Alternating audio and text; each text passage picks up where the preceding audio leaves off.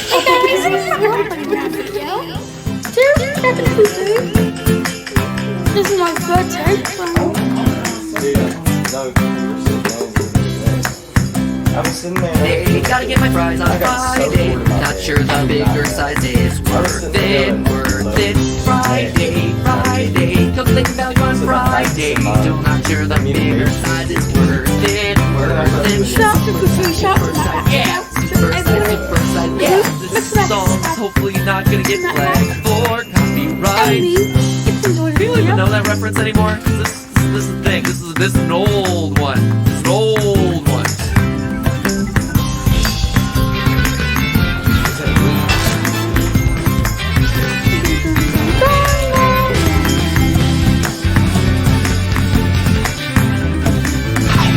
Hello, Internet. Welcome to Food Theory, the show where you come for the crispy golden nuggets of knowledge and stay for the extra bits at the bottom of the bag. As many of you who watch my shows for some time know, fast food was a huge part of my early life. It was my home cooking in the 90s, an era when Happy Meals weren't being weighed down by options like juice or apples or bean sprouts or whatever healthy stuff is out there these days. What is this stuff?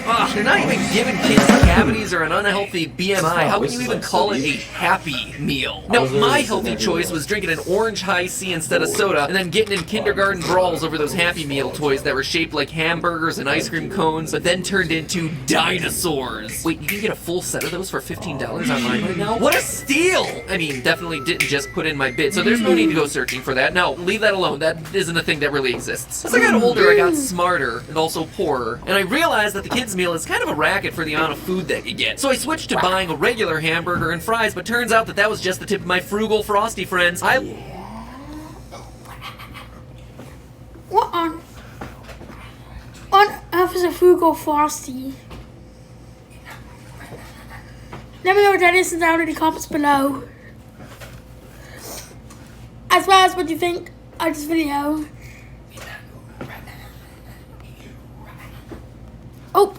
Hamburger and fries, but turns out that was just the tip of my frugal Frosty friends. I learned to maximize that dollar menu through my poor years as a college student, my poor years as an actor, my poor years as an unemployed YouTuber. You get the idea. Anyway, there is a whole world of fast food economizing out there at my grease-covered fingertips, but in all the years and all the fast food since then, I've never done a comprehensive test to see what was the most efficient order out there. So today, we're starting with the most universally loved fast food item on the planet, the one that sparks furious debates no matter where you're from, especially here in the US. What is the best French fry order? And today, I'm not measuring the best French fry based on things that matter, you know, like taste or some kind of nutritional value. Let's face it, taste is subjective. Or is it? A theory for another day. And nutritional value is kind of a moot point. We're talking about the French fry here. No, today, it's all about dollars and cents. If I want my fry fix, what is the best type of fry to buy, and what is the best size to buy it in? I think the conventional wisdom is that larger sizes are always going to provide you a better value, but has anyone...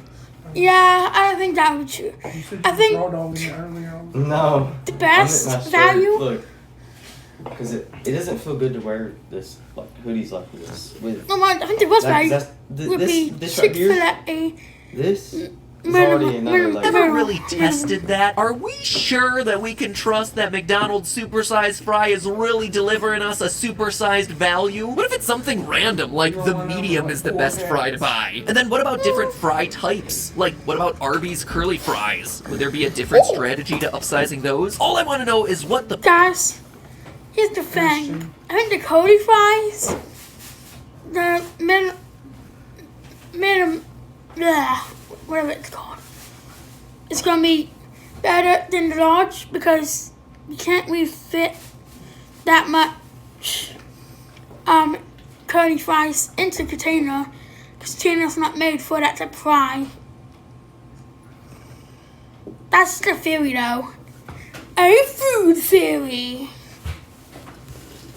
perfect fast food French fry order is. What is going to get me the most fry for my McDonald's buck? The good large news fry. is that I'm no longer in the back seat of the Something drive-thru. is. So the only thing stopping me from getting a dozen orders of French fries and conducting a pseudo-scientific study of fry optimization is my concern for my own well-being. But this, my friends, is in the name of science and on behalf of all the consumers out there, so I'm willing to go through as many fries as I have to get to that crispy golden truth. Get out your Sam's Club-sized bottles of ketchup, or mayonnaise if Ooh. you're one of the weirdos, or both if you happen to be from Idaho, and get ready to dip I into the don't know. science and economics of the French I'm fry. gonna head out. Going against French fries. Let's do some scientific Well, let me experiments. know. Now you see me? I expect it to be the same. Now you don't. Did you see me? Bro. Fast food drive-thrus. Woo! We're gonna get so much fried potato, it's crazy. Here's how the study works. Steph and I wanted to test all the major fry shapes: shoestring, thicker natural cut fries, curly fries, and waffle cut. Since fry prices vary between regions, we conducted the test in 3 different markets: Los Angeles, New York, and Raleigh, North Carolina. This also narrowed down the list of fast food restaurants available to us because any fry we chose to test had to be available in all 3 locations. This means that we won't be covering an exhaustive list of every fast food restaurant out there. This is also to prevent everyone from getting their undies in a bunch because I didn't cover their regional favorite like In-N-Out or Whataburger. You guys can take those arguments to the comment section. The focus here is on covering a representative, nationally available sample of each fry type. That way you can apply the principles of French fry efficiency to your regional favorites as well. So based on these 4 major categories, I targeted McDonald's for their shoestring fries, Wendy's for their thicker cut natural fry, Arby's for curly fries, and Chick-fil-A for Wendy's waffle and fries. McDonald's Sorry, Carl's best Jr., fries. you